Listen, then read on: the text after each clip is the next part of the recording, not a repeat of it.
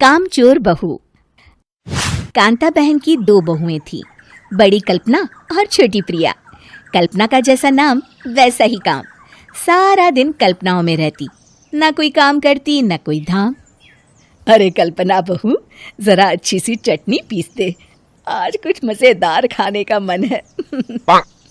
पेट में जलन हो जाएगी माँ जी बुढ़ापे में, और वैसे भी मेरा काम करने का वक्त शाम का है, अब प्रिया को ही बोल दो। इतना कहकर कल्पना वहां से चली जाती है। कांता कल्पना के ऐसे रवैये से काफी परेशान रहती हैं। मैं बना देती हूँ माँ चटनी, ऐसा बोलकर प्रिया माँ को चटनी बनाकर प्लेट में खाने को देती है कि तभी वहां कल्पना आ जाती है। अरे वाह चटनी, जरा चख कर तो देखूं, बड़े दिन हो गए। अरे नहीं बहू, तू तो रहने ही दे चटनी खाना, पेट में जलन हो जाएगी। इतना कहकर कांता और प्रिया दोनों हंसने लगते हैं। कल्पना सारा दिन या तो मोबाइल में YouTube देखती या फिर सोती रहती।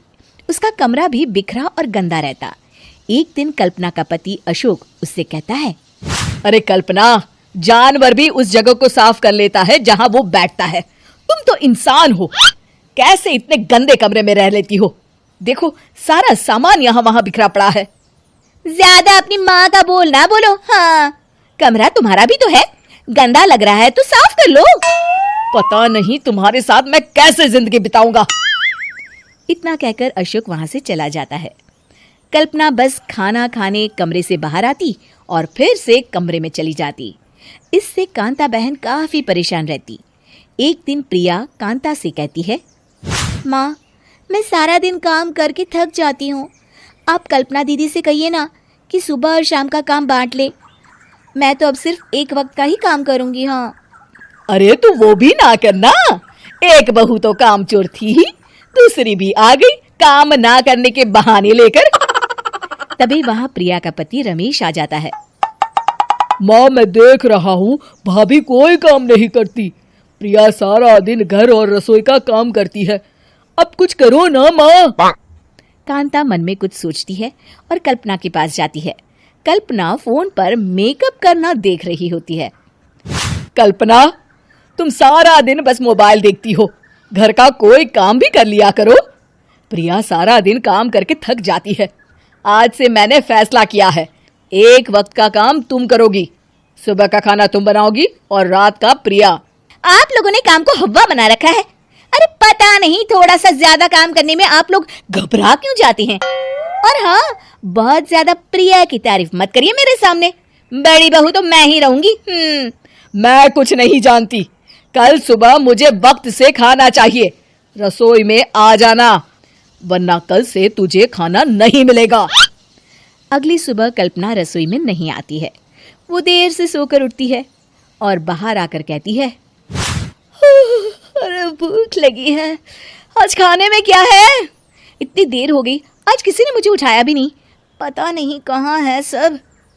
कल्पना को घर में कोई नहीं दिखता। वो रसोई की तरफ जाती है जहां बड़ा सा ताला लगा होता है। अरे रसोई में ताला! ओ, मैं तो भूल ही गई थी। माँ ने आज से सुबह का खाना मुझे बनाने को कहा था। हे भगवान, इतने लोगों का खाना बनाना क्या आसान है? तभी घर के सारे सदस्य बाहर से वापस आते हैं। वाह माँ जी, मजा आ गया छोले भटूरे खाकर। मेरे मुंह में तो अभी भी स्वाद आ रहा है। अरे कल्पना, तेरे भरोसे रहते तो हम तो भूखे ही रह जाते। कल्पना को बहुत गुस्सा आ जाता है। अब बहुत हो गया, आज से मैं अपनी रसोई अलग कर रही हूँ, मैं अपना खाना खुद बना लिया करूंगी। कल्पना अपनी रसोई अलग कर लेती है, पर आए दिन उसका देर से उठना और काम न करने की आदत से वो भूखी ही रह जाती थी। उसी के सामने घर के लोग अच्छे अच्छे पकवान खाते और कामचोर कल्पना को जैसे तैसे ही खाना बनाकर खाना पड़ता। पर एक दिन तो हद ही हो गई। माँ, दीदी आज सुबह से कमरे से बाहर नहीं निकली, हमें जाकर देखना चाहिए। सो रही होगी कामचोर कहीं की, पर तुम कहती हो तो चलो देख लेते हैं उसे। कल्पना कमरे में पेट पकड़कर बैठी होती है। हाय मेरा दर्द, पेट दर्द के मारे मर रही हूं मैं।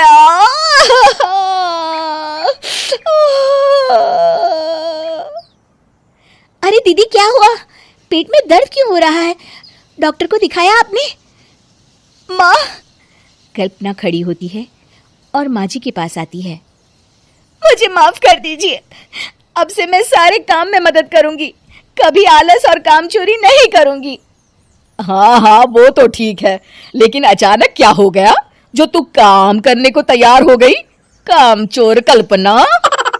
माँ, लगातार बासी और उल्टा पुल्टा खाना खाने के कारण मेरे पेट में इन्फेक्शन हो गया है। काम ना करना पड़े इसलिए मैं 2 दिन का खाना एक दिन ही बना लेती थी। बासी और खराब खाना खाने के कारण लेने के देने पड़ गए। पेट में दर्द हो रहा है। चलो, अच्छा हुआ, देर आए दुरुस्त आए।